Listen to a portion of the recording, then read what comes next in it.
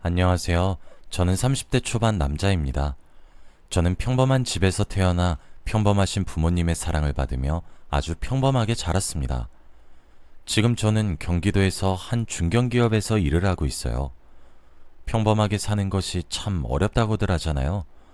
저도 그 말에 깊이 공감하고 있습니다. 평범하게만 살았던 제게 참 충격적인 일이 일어났거든요. 저는 지금 소송을 진행하고 있어요. 그것도 제가 얼마 전까지만 해도 세상에서 가장 사랑하고 있었던 연인에게 말이죠. 참 어디에다가 말을 하기도 쪽팔리고 한참 마음고생을 하고 있는 상황입니다. 저는 운전할 때 여기 사연을 자주 들어요. 그러다 문득 제 이야기도 한번 해보는 것이 어떨까 하는 생각이 들어서 이렇게 사연을 보내봅니다. 여러분들도 지금 연인 또는 배우자가 있으시겠죠? 여러분들은 연인 또는 배우자의 이성 친구에 대해서 어떻게 생각을 하시나요? 저는 남녀 사이에도 친구가 존재할 수 있다고 생각을 해요. 하지만 이번 일을 계기로 이런 생각은 갖다 집어치우기로 했습니다. 저와 여자친구는 장수 커플이었습니다. 처음 20대 중반에 저희 두 사람은 같은 직장에서 만나게 되었거든요. 입사 동기로 만나게 된 여자친구는 저보다 2살 어립니다. 사내 연애가 참 재미있었어요.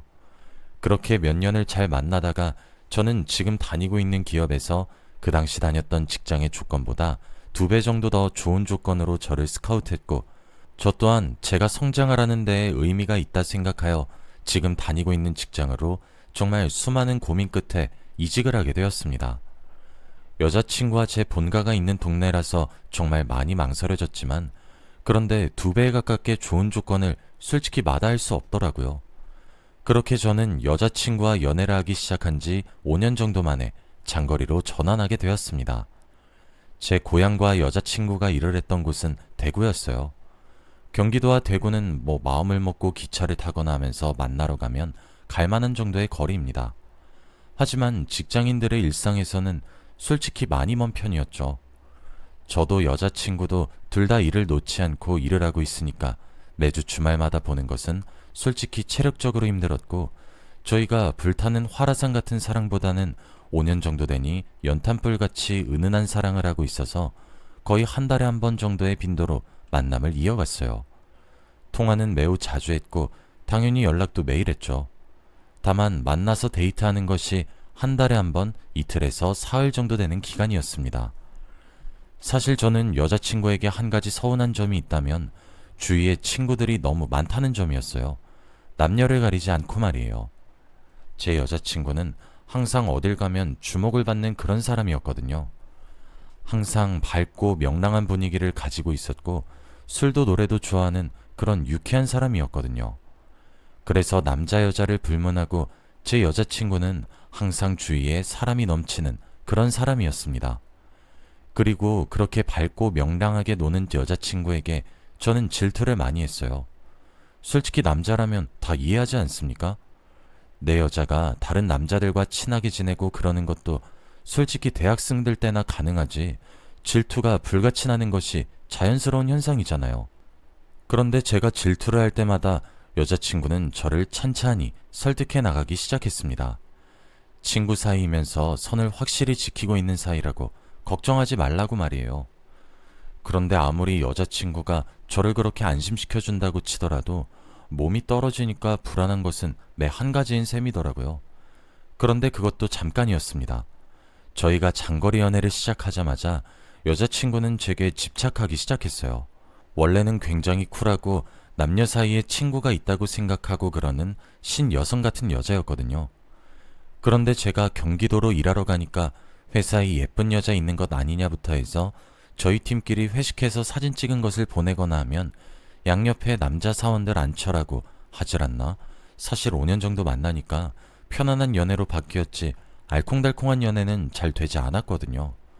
저만 전전긍긍하는 줄 알았는데 여자친구가 제게 자기 말고 여자들은 다 여우라며 생전 하지도 않았던 질투를 막 하는데 얼마나 귀엽고 사랑스럽던지 갑자기 연애 초기로 돌아간 듯한 그런 기분이 들었습니다. 처음엔 갑자기 장거리 연애로 변하게 된 연애에 권태기가 오진 않을지 다소 걱정을 했었는데 오히려 장거리 연애로 바뀌게 되니 제 여자친구는 귀여운 질투쟁이로 변하게 되었고 매일 볼 수 있는 환경에서 한 달에 한 번 또는 많아봤자 2번 정도 만날 수 있게 되다 보니까 서로에게 애틋해지게 되었고 뭔가 저희 관계가 끈끈해지는 듯한 그런 느낌이 들었습니다. 그렇게 2년 더 연애를 하게 되었어요. 저는 그 기간 동안 제 사랑이 정말 더욱더 커지는 듯한 느낌을 받게 되었고 이 여자와 반드시 결혼을 하고 싶고 행복한 가정을 꾸리고 싶다 이런 생각을 하게 되었죠. 제 여자친구는 종종 자신의 로망을 흘리듯 말을 하곤 해요. 여자친구는 노을 지는 바닷가에서 함께 산책하다가 프로포즈 받으면 얼마나 낭만적일까? 하며 제게 말을 흘렸고 지금으로부터 6개월 전 저는 여자친구에게 일몰을 보러 가자고 했고 거기서 사람 많은 꽃다발을 트렁크에서 꺼내고 무릎을 꿇고 반지를 주며 저와 결혼해달라고 프로포즈를 했습니다. 여자친구는 눈물을 글썽거리며 고개를 끄덕였습니다. 아무래도 연애를 한 기간만 7년 가까이 되고 양가 모두 대구에 살다 보니까 상견례를 따로 할 필요는 없었어요. 오랜 기간 동안 서로를 만났던 사이였기에 이미 양가 부모님께서 본인 자식들이 누구를 만나고 있는지 당연히 다 알고 계셨고 저도 여자친구도 각자 상대네 집에 가서 밥을 먹으며 인사를 드리기도 했었거든요. 그렇게 오래 만나더니 이제서야 결혼을 하는 것이냐며 양가에서 쌍수 들고 결혼하는 것을 환영하셨죠. 주위에서도 온통 축하한다는 소리밖에 들리지 않았습니다. 저도 행복했고요. 양가에서는 마치 저희 2사람의 결혼을 기다렸다는 듯이 움직이기 시작하셨습니다. 솔직히 오랜 기간 만나서 그런지 서로 사정을 잘 알고 있었기에 상의할 것이 그렇게 길게 이어지지도 않았을 뿐더러 상의할 것이 그리 많지도 않았습니다. 저는 여자친구가 일을 계속 그곳에서 하고 싶다면 존중할 생각이었고 주말 부부로 살아도 된다고 생각을 하고 있었지만 여자친구는 결혼했으니 본인이 경기도로 이직을 하겠다 하더라고요. 그런 결정이 쉽지만은 않았을 텐데 단번에 절 따라온다는 말에 진짜 눈물이 글썽거렸어요. 아무래도 제 본가도 여자친구의 본가도 둘 다 대구에 거주하고 있었기 때문에 결혼식은 대구에서 치르기로 했고 경기도 제 지인들은 제가 버스를 대절하는 것으로 결정했어요. 결혼 준비할 것이 참 많더라고요. 한두 가지가 아니더군요. 저희 둘 다 꽤 괜찮은 연봉을 받으며 살기도 했고 제가 좀 더 좋은 조건에서 일을 하면서 돈을 꽤나 많이 모았기 때문에 저는 제 명의로 그리 큰 어려움 없이 경기도에 신혼집을 구했습니다. 저는 원래 살던 곳의 계약이 아직 꽤 길게 남아 있었기 때문에 저는 계약 기간이 끝날 때 결혼식을 하기 때문에 그때 집을 정리하기로 했어요. 그리고 여자친구는 제가 산 집에 가구나 전자제품을 들이면서 혼수와 리모델링을 하며 꾸미고 있었어요. 아내도 슬슬 이직 준비를 하겠다며 회사를 사직할 준비를 했죠. 그런데 어느 금요일 저녁이었습니다. 그때는 결혼식을 올리기 바로 한 달 전이었습니다. 제 휴대폰으로 누군가 익명으로 문자를 보냈더군요. 사진 한 장만 떡하니 보냈고 발신인의 번호가 없었습니다. 그런데 사진의 배경으로 보아하니 어딘가 익숙한 곳이더군요. 바로 저와 여자친구가 함께 살 저희 2사람의 신혼집이었죠. 그런데 사진에 나온 여자친구의 모습이 심상치 않더군요. 딱 봐도 남자의 팔뚝으로 보이는 팔을 베고 자고 있는 사진이었습니다. 불행히도 남자 얼굴은 잘 나오지도 않았죠. 시계를 보니 새벽 1시를 가리키고 있었어요. 저는 뒤도 돌아보지 않고 택시를 타고 신혼집을 향했습니다. 제가 직접 운전하고 가기엔 너무 흥분된 상태라 못하겠더라고요. 문자가 도착하고 몇 분 지나지 않아 옷을 입고 뛰쳐나왔고 새벽이라 총알 같은 속도로 택시를 탔죠. 원래라면 40분은 좋게 걸리는데 택시기사님이 왜 이렇게 다급하냐고 물으시더라고요. 그래서 제가 한 번만 도와달라고 요금을 3배로 드릴 테니 아파트 주소를 대며 이곳으로 가달라고 했어요. 마누라 될 사람이 신혼집에서 불륜을 저지르고 있는 것 같다고 하면서요. 택시 아저씨는 그게 사실이냐며 전속력으로 악셀을 밟더니 15분 만에 절 도착하게 만드셨죠. 저는 호흡을 가다듬고 비밀번호를 누른 채로 신혼집에 들어갔습니다. 현관문을 보니 여자 신발과 남자 신발이 놓여져 있었고 그것은 제 것이 아니었습니다. 경기도에서 산 아파트라 지방보다 다소 비싼 가격의 아파트를 사도 평수가 훨씬 좁아요. 현관문을 뒤로 하고 옆에 문을 하나씩 열면서 저희 부부 침실이 될 곳을 향해 천천히 거리를 좁혔죠. 카메라를 킨 채로 말이에요. 카메라가 티가 날까 싶어 제가 입고 있던 셔츠 가슴 주머니에 꽂아서 갔어요. 다행히 휴대폰을 다 넣어도 셔츠에 카메라 렌즈가 가려지지 않아 안성맞춤이더군요. 신혼 침대로 사용할 곳엔 옆에 누가 누워 있었다는 흔적은 명백히 있고 사람은 없더군요. 하지만 집안 어딘가에 있겠거니 했습니다. 신발을 신고 나가지 못했으니까요. 신혼 침대에 누워 자고 있는 여자친구를 보니까 진짜 너무 화가 치솟았어요. 제가 받은 사진 속 차림새 그대로였거든요. 저는 여자친구에게 살면서 처음 소리를 고래고래 지르면서 깨었습니다. 여자친구는 제 목소리에 벌떡 일어나 사색이 되더니 주위를 두리번 거리더군요.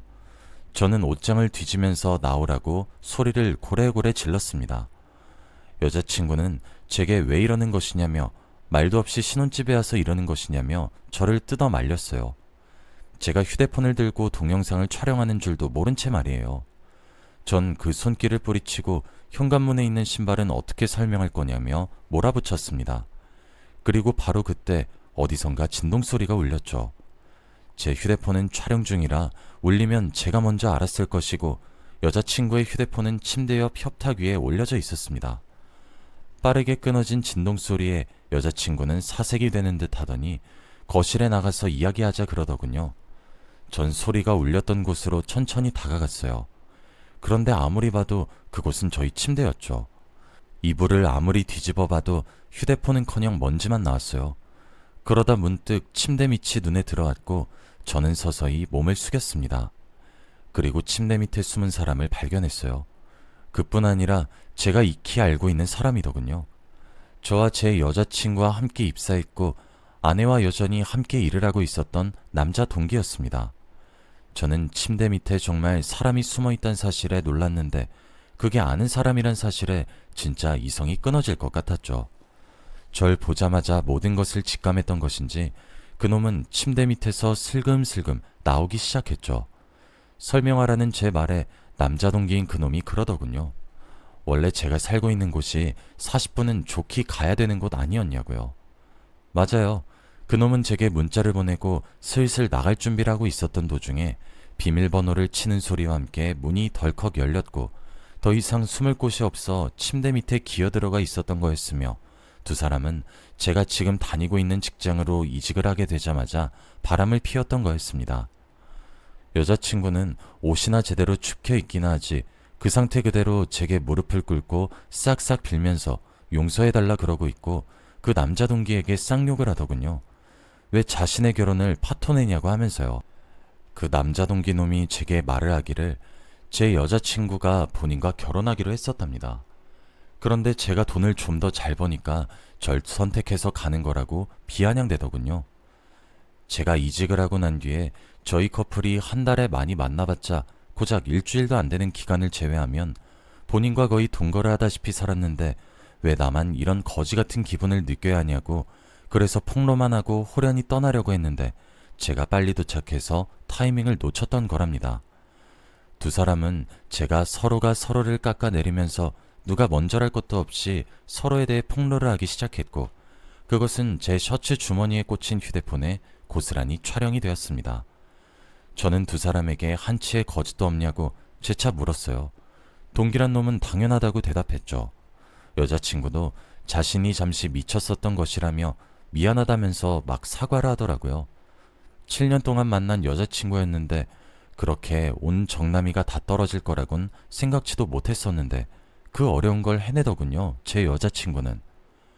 전 두 사람에게 말했습니다. 둘 다 가만두지 않겠다고요. 그리고 저는 그곳을 떠났습니다. 다음 날이 되자 두 사람에게 번갈아가며 연락이 오기 시작하더군요. 뜬 눈으로 밤을 지새운 토요일, 저는 법률사무소로 찾아가 자초지종을 말하며 제가 입장하는 장면과 두 사람의 폭로전이 끝나기까지 찍힌 동영상을 제출했습니다. 그렇게 파혼이 파탄나게 된 것을 빌미로 소송을 시작했고 지금도 여전히 진행 중에 있습니다. 처음엔 동영상 하나만으로는 증거가 불충분해서 패소의 위험이 컸는데 그러던 와중에 두 사람이 저모르게 바람을 피던 시기에 몰래 만들었던 SNS 계정을 알게 되었습니다. 그 두 사람이 바람을 피는 줄 모르고 그냥 만나는 줄 알고 있었던 제 또 다른 동기가 있었는데 그 동기가 하나씩 일일이 캡처해 주더라고요. 자기는 오랜만에 만난 제게 미안해서 비공개 계정으로 하는 줄 알았다고 자기가 제보한 것만 비밀로 해달라 하면서요. 굉장히 다행스럽게 제 또 다른 동기가 캡처를 하고 바로 다음날 그 계정을 삭제했더군요. 날짜까지 친절히 나와 있어서 빼도 박도 못한 증거로 자리 잡았습니다. 파혼으로 인한 소송은 패소의 가능성이 매우 짙은데도 불구하고 제 사건을 담당하시는 변호사님께서는 아주 이례적으로 깔끔하게 승소하실 거라고 하더라고요. 또 저는 여자친구만 그렇게 족칠 수 있을 줄 알았는데 여자친구가 바람을 핀 그 동기놈한테도 정신적 위자료를 받을 수 있다고 하더라고요. 아마 둘 다 각각 제게 2천만 원 정도의 정신적 위자료를 물어야 할 것이며 여자친구는 그것뿐만 아니라 모든 결혼식 취소 위약금과 더불어 모든 돈을 물어야 할 것 같다고 하셨죠. 집이야 제 명의로 제가 샀고 혼수를 여자친구가 챙겨왔으니 그대로 나누면 될 것이라고 말이에요. 당연히 양가에서는 난리가 났고 솔직히 집안이 뒤집어졌습니다. 제게 여자친구네 부모님이 찾아와서 한 번만 선처해달라 빌다가 여자친구를 제 눈앞에서 때리기도 하고 그러시는데 진짜 솔직히 어이가 없더라고요.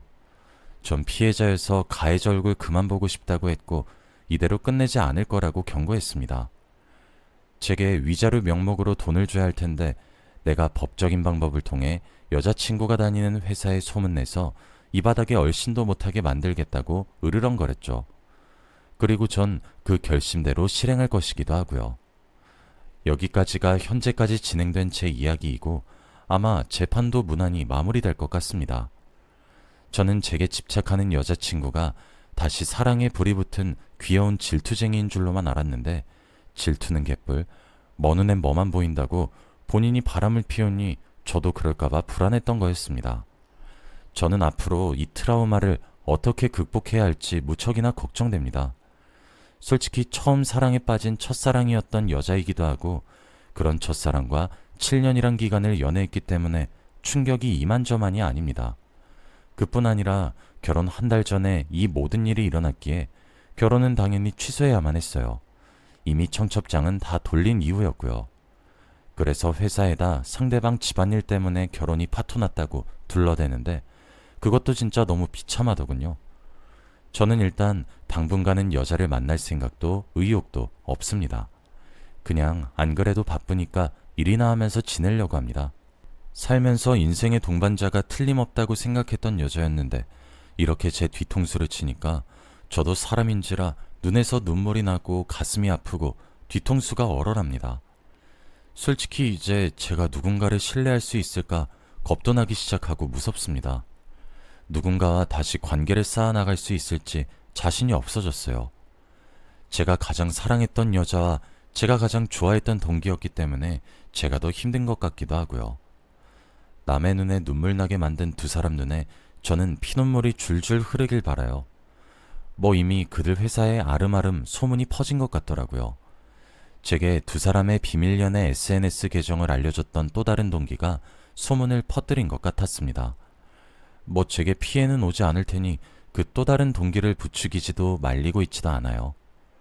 여기까지가 제 이야기였습니다. 나중에 재판 결과까지 나오고 난 뒤 다시 글을 써서 알려드리도록 할게요. 긴 이야기 들어주셔서 감사합니다. 제가 끝까지 싸울 수 있도록 모두 응원해 주시길 바랍니다. 감사합니다.